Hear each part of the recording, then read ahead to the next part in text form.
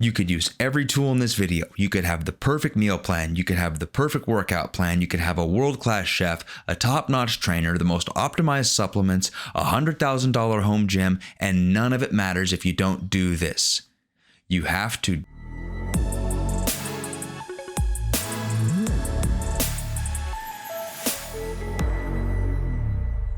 Welcome back to Former Fat Guy Fitness. I'm Tyler, your former fat guy. In today's video, we're going to be going over some of my favorite tools that I've used to stick to my diet and to lose weight.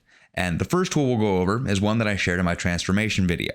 Much like I said in that video, one of the most important things you need to learn to do is to hold yourself accountable. And the best way I found to hold myself accountable as I was building better habits was to put a whiteboard up in my kitchen, to where anytime I would step into the kitchen to go throw something in my face or get a quick snack, I had to stare at my daily calorie and my daily macro goals. So I had to track it if I walked in my kitchen.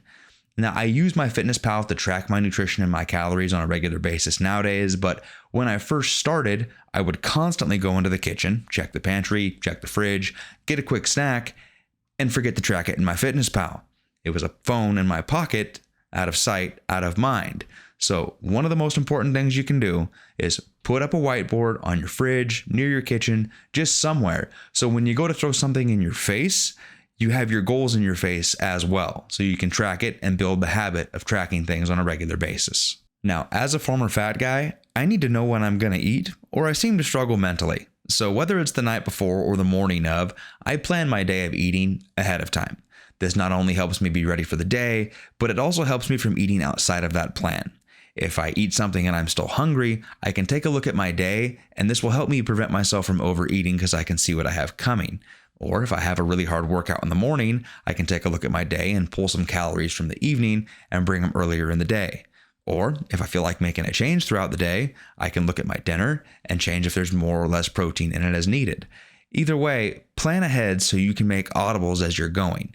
You don't want to get to the end of the night and have no calories left over for a dinner or dessert, which I've done, and it sucks. So plan ahead. For the next one, I mentioned this one in my diet breakdown video, but along with planning your meals, one of the best tools that I use still to this day, and I do it every single night, is plan a dessert for every single night. As a former fat guy, I have a serious sweet tooth. I'm serious. I freaking love dessert. So no matter what it is, I plan for a dessert every night. When I'm doing my weekly meal preps, I plan to make a dessert all through the week, whether it's a protein cake, a protein cheesecake, protein fruit cups, Ninja Creamy fruit sorbets, Ninja Creamy ice cream. Seriously, whatever it is, if you're like me and you have a sweet tooth, plan for that sweet tooth.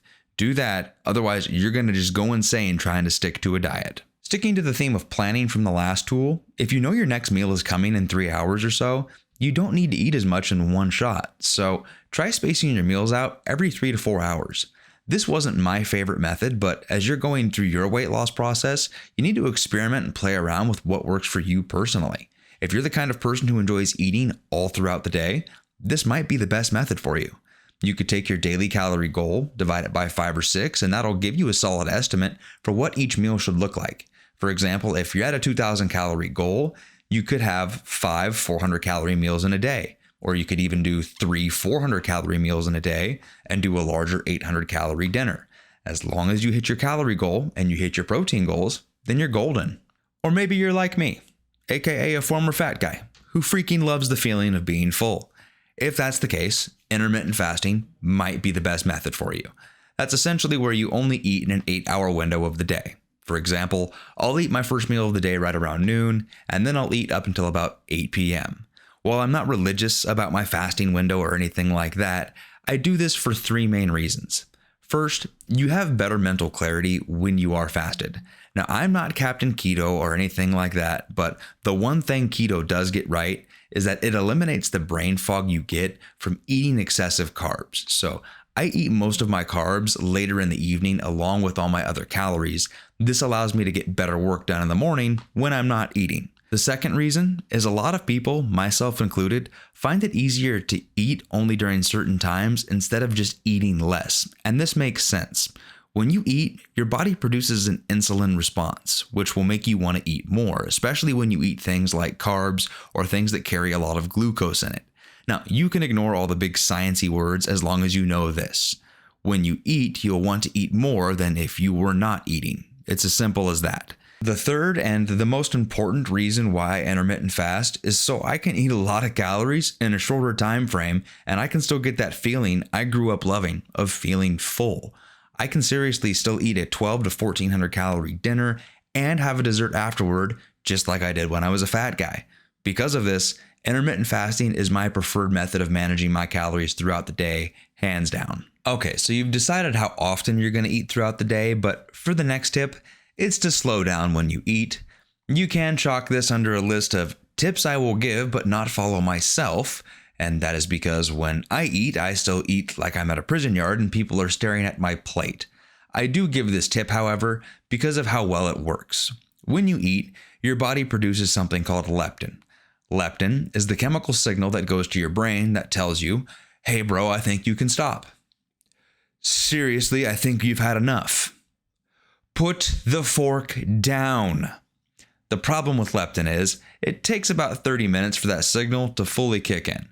So either slow down to give yourself time to have that signal kick in, or if you're like me, when you finish eating, you could keep going, but you likely don't need to.